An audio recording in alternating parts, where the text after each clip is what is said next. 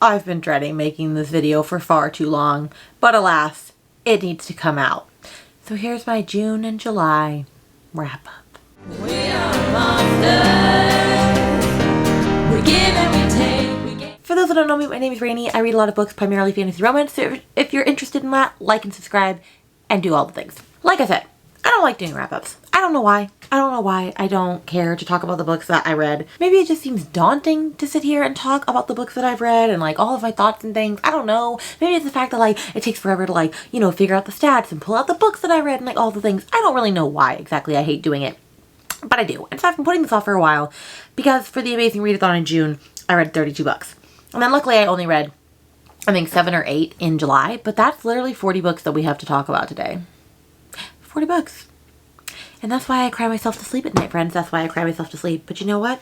We're going to do it. We're going to make it through. So how this is going to work is we're going to whip through my June and July stats, let you see all the things, and then we're just going to go to my rusty trusty tier ranking system where I tier rank all the books that I read based off of Friends quotes from the show Friends, because we know I'm obsessed, okay? And so we're living our best lives in that way. And luckily I won't talk about each book as long as I need to, and this will not be 5 million hours long. So with that being said, let's dive in to my June stats. So in June, like I said, I read a total of 32 books, and that was a total of 8,941 pages.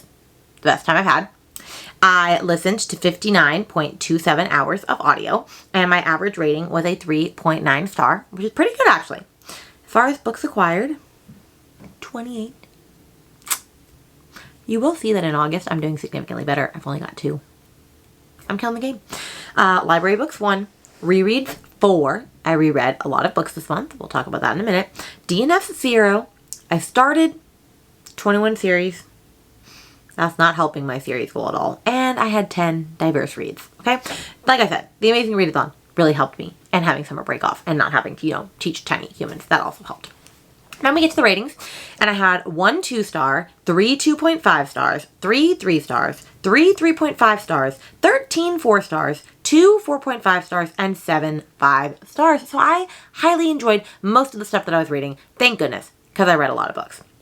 The shortest book I read was The Dare by Harley LaRue, which was exactly 100 pages, but the shortest book that I listened to was Scarlet Angel from the Mind F series, which was an hour.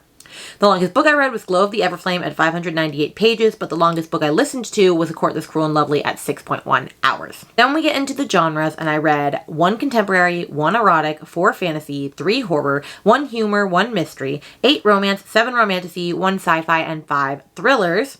If we break down the diversity, with my 10 diverse reads, 9 were LGBTQ plus rep, 7 were own voices, and my percent of diversity was 31%, the best I've ever done. Now, of course, it's because there were also reading incentives for reading LGBTQ plus authors and stuff in TAR, and so that definitely did help that. For the format, we had 2 graphic novels, 7 manga, 15 novels, and 8 novella. I was going to do a 30 and 30 manga, and that just didn't work out. But you know what? It's fine. I still read a lot of mangas and stuff. The source was 2 ebooks, 9 physical, and 21 mixture. Still love a good old immersion reading moment. My audience was a 22 adult and 10 YA. I did dip my toe into YA a lot, but a lot of it was manga. A lot of manga is YA. And then as far as where I acquired them from, 8 were from Amazon, 3 were from a book box, 10 were from a bookstore, 9 were from a library, 1 was from NetGalley, and 4 were from Pango. And then for authors, 5 were debut authors, 17 were new to me authors, and 10 were read from before authors. And no, I'm not going to say which authors were which because we'll be here for 5,000 years. So that's all that I'm going to say. And then for series, 28 were part of a series, and 4 were standalones. Like, that's just wild to me that many were in a series, but you know what? It is what it is. And now we've got to the part where I'm going to speed walk you through every book that I read in this month, and I'm going to go from the bottom all the way to the top. They're not in order, like numerically, like they are 1 through 5, but like it's not like the book that I say is the last book is my number 1 book of the month. Like I didn't do it like that. I just put all the 5 stars together and just wrote it how I wrote it. So here we go. That Time I Got Drunk and Saved a Demon, 2 stars. Serpent and Dove, 2.5 stars. Green Fuse Burning, 2.5 stars. The Hacienda, 2.5 stars. Love Me Not, Volume 1, 3 stars. A Psalm for the Wild Built, 3 stars. Broken Bonds, 3 stars. Happiness Falls, 3.5 stars. The Bridge Kingdom, 3.5 stars. Heir of Sun and Moon, 3.5 stars. Happiness Volume 1, 4 stars. The Girl from the Sea, 4 stars. Poison Study, 4 stars. Cat and Gamer Volume 1, 4 stars. Nuts Under a Crescent Moon, Volume 1, 4 stars. The Dare, 4 stars. The entire Mind F series by S.T. Abbey, which is composed of 5 books. Each book got 4 stars, so that includes The Risk, Sidetracked, Scarlet Angel, All the Lies, and Paint It Red. Love Redesigned, 4 stars. Trial of the Sun Queen, 4 stars. E. McCoy, Volume 1, 4.5 stars. Court of Mist and Fury, 4.5 stars. A Court That's Cruel and Lovely, 4.5 stars. Slaying the Shadow Prince, 5 stars. The Promised Neverland, Volume 1, 5 stars. Done and Dusted and Swift and Saddled, 5 stars. Yakuza Fiancé, Volume 1, 5 stars. Heartstopper, Volume 1, 5 stars. And Glow of the Everflame, 5 stars. Hey, we made it through June stats.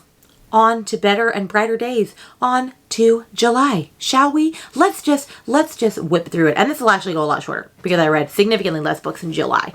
As far as July goes, I read 7 books, which was an amount of 3,077 pages read, for a total of 22 hours listened. My average rating was also 3.9. Books acquired, 35, but I didn't buy most of those because it was my birthday month. Library book 0, rereads 0, DNF 0. I started 4 series and I had 0 diverse reads. Yeah, I know, that's really bad. For the ratings, I had 1 1-star, 1 3.5 star, 2 4 stars, 1 4.5 star, and 2 5 stars. The shortest book I read was Silver in the Wood, which was 112 pages. And the shortest book I also listened to was Silver in the Wood for 1 hour. The longest book I read was The Court of Mist and Fury, coming in at 656 pages, but the longest book I also listened to was The Court of Mist and Fury for 10 hours. My genres were 1 fantasy, 1 romance, 4 romantasy, and 1 thriller. Like I said, I had 0 diverse reads, which means no LGBTQ plus rep, no own voices, and 0% diversity, which is bad. But you know what? I don't know what to say to that. The format was 7 novels. The source was 2 ebooks, 1 physical, and 4 mixture. I still really do love a good immersion reading moment. The audience was all adult, 7 books, adult. They were acquired from, 1 was Amazon, 1 was a book box, 1 was a bookstore, 2 were gifted, 1 was from KU, and 1 was the library. Authors, I read 3 debut novels, 2 new to me authors, 2 read from before. For series, 5 of them were part of a series and 2 were standalones. And then we get to the books that I actually read. Strange Sally Diamond, 1 star. Illusion of Stars, 3 stars. In the Wood, 4 stars. Beach Read, 4.5 stars. Book of Asriel, 5 stars. And A Touch of Golden Madness, 5 stars. I know that was only 6 books. I realized that I had A Court of Mist and Fury on here, but I already counted it for June, even though I finished it on July 1st. So it's still in this wrap-up regardless, but I guess that means I only read 6 books, but I don't care like redoing my stats for you, so we're just going to keep it the way it is, okay? And now we're going to dive into the tier ranking of it all. All right, friends, let's get started, shall we? So, we have my tiers. They're always the same, but I'll go through them really quick. They're all Friends-themed quotes. So we have, he's her lobster, which, you know, lobsters are the claws. They hold each other in the tank. They're always together with each other forever. They're basically my God tier books. Then we have, what's not to like? Custard, good. Jam, good. Meat, good. It's when Rachel accidentally has 2 pages folded together in a recipe and makes half of like a beef custard thing and like a fruity dessert thing.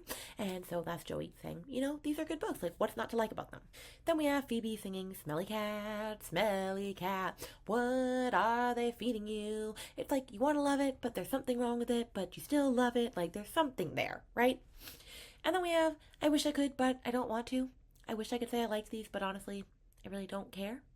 And then we have the famous Janice. Oh my God.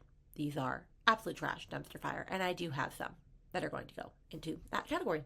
Also, if my eye looks swollen, it's because my eye's really itchy. I pet the cat and then I touched my eye. And I never have learned. I'm allergic to my pets, okay? I'm allergic to them. And so let's dive in. And we're going to go with the poison study to start. And we're going to put it in what's not to like, because I had to read this for Battle of the Booktuber, and I had never heard of this book before then, even though it is a very popular fantasy romance, like literally has over 100,000 reviews. And I really, really enjoyed it. It was surprising, fun, I had a good time, I gave it 4 stars, and I'm going to continue on with the series eventually, although that could mean never, because I have 1,000,001 series that I'm in the middle of, but this one surprised me, and I'm really glad that I ended up reading it. Then we have Happiness Volume 1, and I technically gave this a 4, but like, I don't really love it that much. So I'm going to put it in Smelly Cat, because it was okay. But the way that he depicted, like, some of the horror around a woman's, like, infertility or things, I just didn't really care for. And it was kind of readable, if we're being honest. And I thought it was going to be a better vampire manga than it was. It just didn't really work for me. Okay, I'm going to do the whole Mind F series in one go because I gave it a 4 stars, and I'm going to put it all in what's not to like. So I'm just going to move them all real quick because it was just a very good 4-star series. Now, the ending, absolutely ridiculous. Did not like the ending. Thought it was dumb.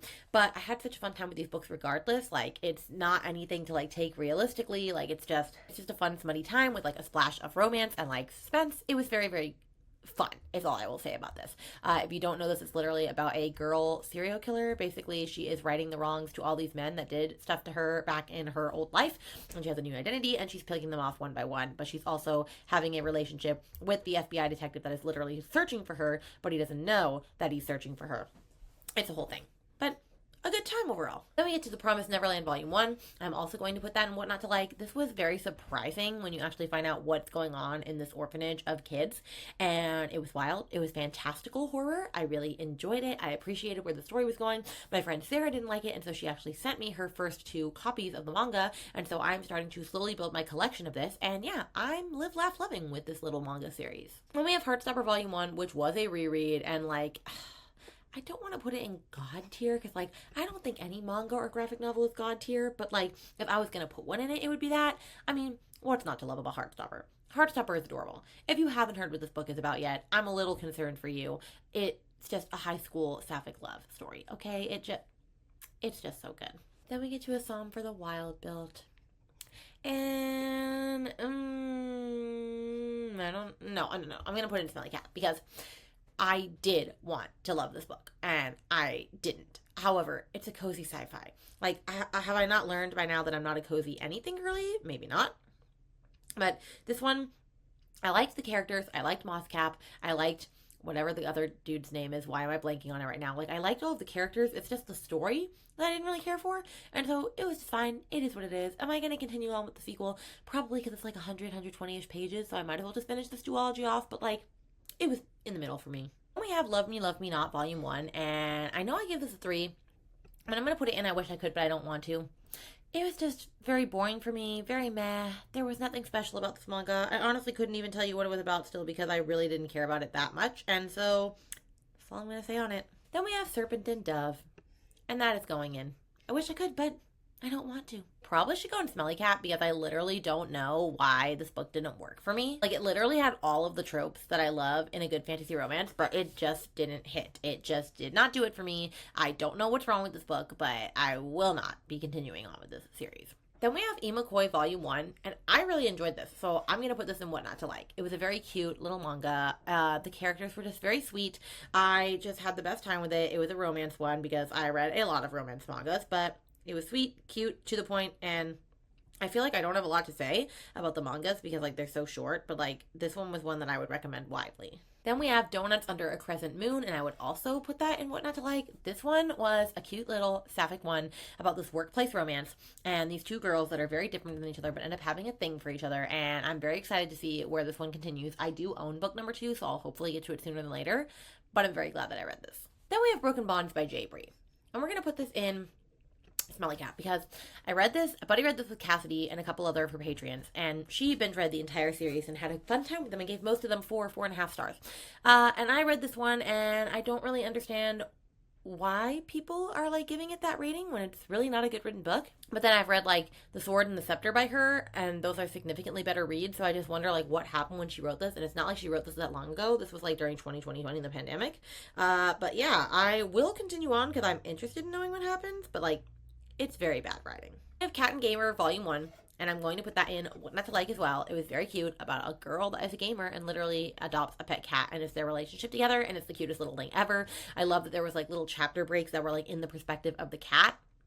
Overall, fantastic. Then we have Trial of the Sun Queen, and I absolutely loved this book, but I'm going to put it in What Not to Like because it's not God tier. But this one was a very fun read, okay? It gave me Hunger Games-esque, it gave me Bachelor vibes, like, all the things, and I know a lot of people, like, dump on this book, but I thought it was so fun.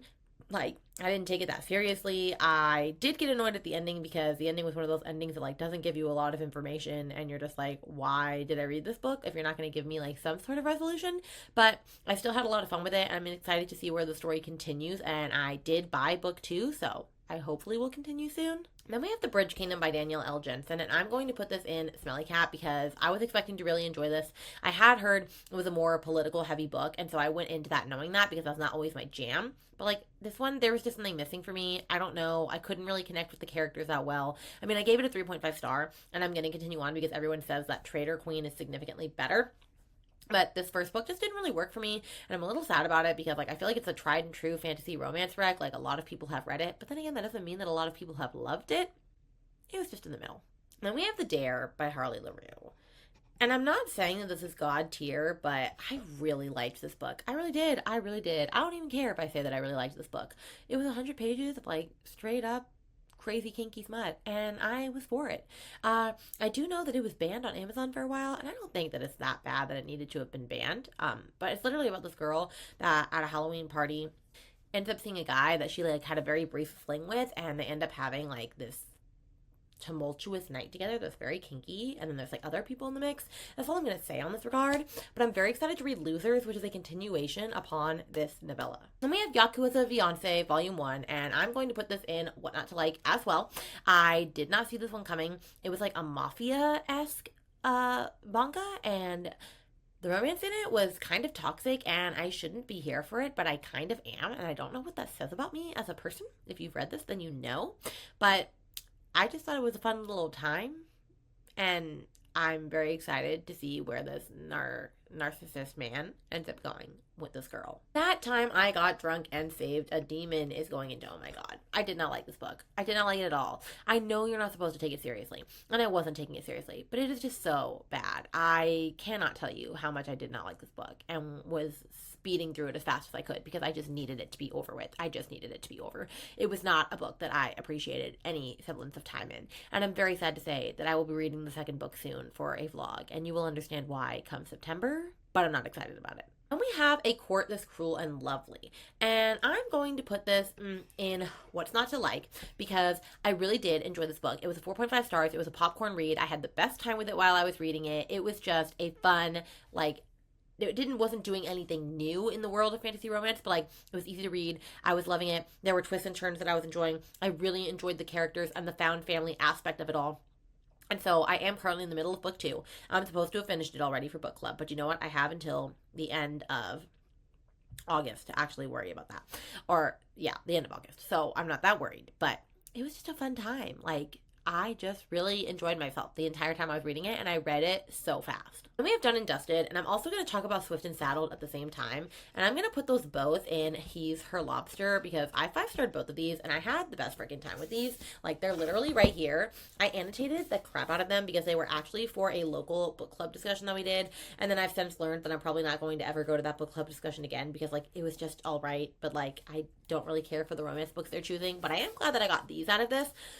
I loved all of them. I loved Clementine and Luke. However, book 2 is superior.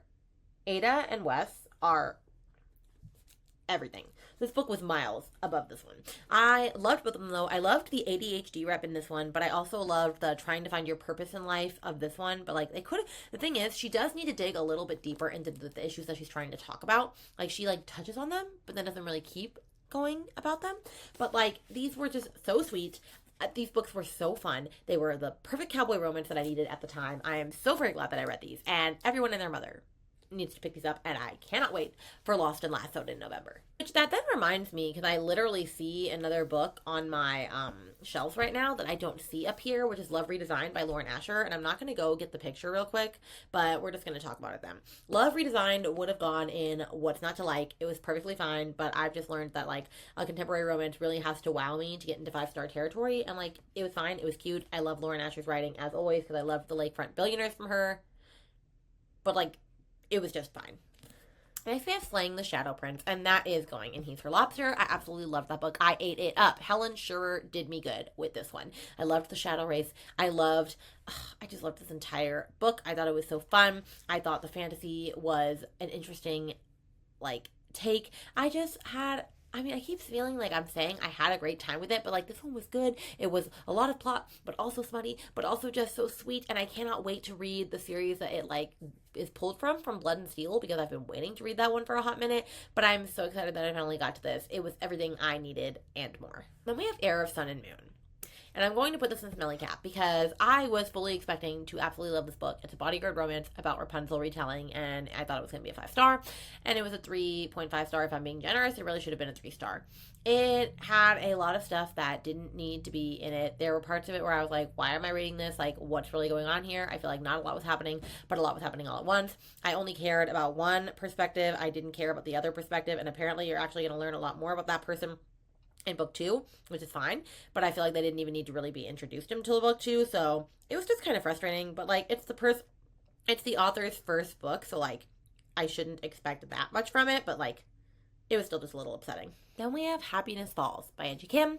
And I'm going to put this in Smelly Cat because I thought it was fine.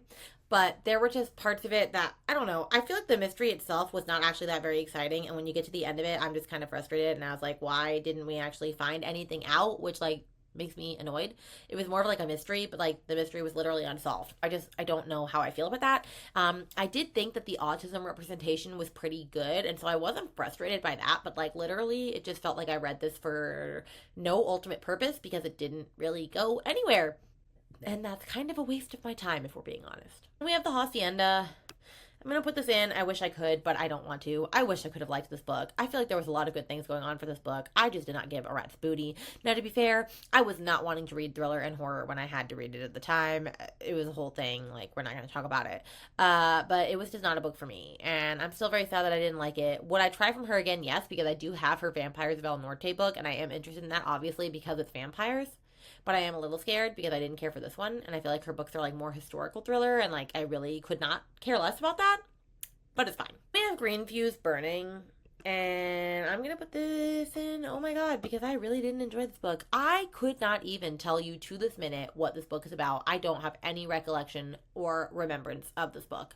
That is how difficult I had of reading this book. I felt like it was too smart of a book for me, but I literally read it so I could get a bonus for my team for the Amazing Readathon because it was a Leandra favorite, which of course it would be. Why wouldn't it be? Because Leandra is like very well read. Couldn't tell you what it was about. And we have Glow of the Everflame, which that is going at the top of He's Her Lobster. I absolutely love this book. There are no notes. Luther is fabulous. Diem is an idiot. I'm sorry. The main character I cannot stand, but I love Luther so much that he gets me through this book. This book was so unputdownable. I could not stop from the second that I started reading it. And I have not gotten to Heat yet because I've been busy with other things. But I'm not that quick at picking it up because now there is literally no release date in sight for Burn of the Everflame, which is the last one. And that's all that I really want in my life. So I'm very sad about that. But this book was so good. If you have not started the Kindred Curse saga, this is your cue to. It is literally a fantastic experience. We have Silver in the Wood. And I'm going to put that in What's Not to Like because I thought this was a very cute little sapphic romance that like is mythical and like sweet and just tender. And it was just so stinking cute.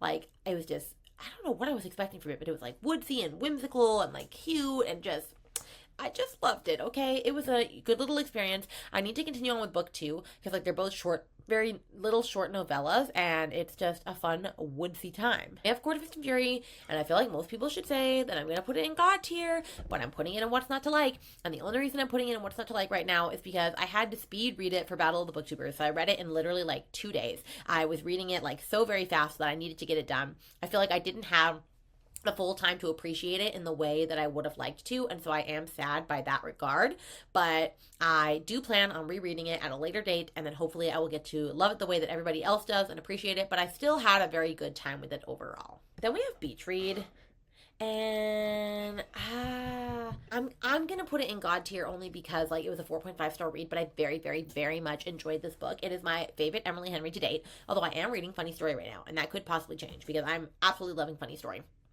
It was so good. There was only a couple of reasons why I bumped it down to a 5 or to a 4.5, just because like I really wish that we had had Gus's perspective. I feel like the story honestly needed it in order to grow and get us more invested in him. But outside of that, this book is fabulous. I just loved how it was written. I loved every moment of it. I thought it was so sweet. There is a lot of topics being discussed in this, and it just took me for a ride that I didn't know I needed. It hit right at the moment that I read it. We have the Book of Azrael, and I'm also going to put that in He's Her Lobster because I had a fabulous time with this book. I know this book is not for everybody, but it really worked for me. A lot of people didn't like the main guy character, and I absolutely ate him up. This one is a girl is on her revenge arc, okay? She is just out there to like take care of the people that are ruining her life and trying to kill her sister, okay? And she will take out anybody in her path. She has dragon capabilities, okay? This book is wild, but I just ate it up. It's a dark fantasy romance, and it has all different types of gods and monsters in this series, and I cannot wait to read book number 2. I already have it on my shelves. I just ate this up. I had the best stinking time. I had a good time making a TikTok of me reading this, so you could go check my TikTok out, Rainy Blue Reads, and read it, but so fun. Then we have A Touch of Golden Madness. And I'm going to put this up right next to Glow of the Everflame because that was my favorite book in July. This book broke my brain. This book literally broke my brain when I was reading it. I cannot believe. Now, I will say some of it was predictable because, like, it was a debut fantasy romance. But it is a crazy post-apocalyptic dystopian world that I wouldn't have expected to have enjoyed. But the twists were twisting. The end, I don't understand how anybody is going to get out of this situation. I am so here for the romance. Just everything about this was so fabulous. I read it so quick, and I'm so sad that I have to wait so long for the next book, which is not even a sequel. It's a prequel. So like, I don't even get to know what happens to my characters, to my babies, until like next year, at least, hopefully, I hope in 2025. And I'm a little bit saddened by it. We have Illusion of Stars. And I'm going to put that in Smelly Cat because I thought this was going to be good. Apparently it was a Hermione-coded fantasy romance. I wouldn't even say that a little bit. Don't know why we're comparing it to Hermione, but it's fine. The writing was pretty bad. The writing was not very well done. There was just a lot of metaphors and so much prosy writing just to cover up like basic like plot and like speaking. I don't really know. It's a generous 3-star if we're being honest. It really should be like a 2.5 star, but I did get the arc, and the author was very sweet and wrote me like sent me my own individualized video thanking me for reading it. So like I feel bad giving it less than that, but like I don't understand why everybody is saying that it's like the best book they've ever read, because it is not. It's just very mid. But then let's get to Strange Sally Diamond. We're ending with a banger. The worst of the worst. There are so many things I could say about this book, and I wish that I had done a rant on this book. But if you want to hear my same literal exact thoughts that me and Leandra have, because we agreed on this book and we talked about it, roasted it in our DMs for at least over an hour, go watch her vlog where she read Strange Sally Diamond, and she has a 10-minute rant at the end because it is literally everything. Although I wish she had ranted more with how much we hated this book. There are so many problems with this book. So many problems. Also, what are you doing, demon? Get back where you belong. There's so many problems with this book, and it's just so unbelievably bad. I can't believe I wasted breath reading it. It's so bad. So bad. But yeah, that's my tier ranking. So you should take a picture of the top 2 tiers, maybe even the 3rd tier if you think that those are books that you might end up enjoying. Ignore the ones at the bottom. And we're going to move on with our little happy merry lives. So with that, let's get back to end of vlog Rainy. And that was my tier ranking. That took 5 million years. That literally feels like I was here forever doing this vlog. But you know what? We're done. We can put it behind us. And I'm going to try to actually keep up, as the months roll. So if you liked this and got to the end of it, let's put a skull emoji because I'm staring at Book of Azrael right now. And I really did enjoy that read a lot. And let me know what was your best read of July, or what is your best read of August, because we are halfway into August. And with that being said, I will see you guys in a video very, very soon. Bye.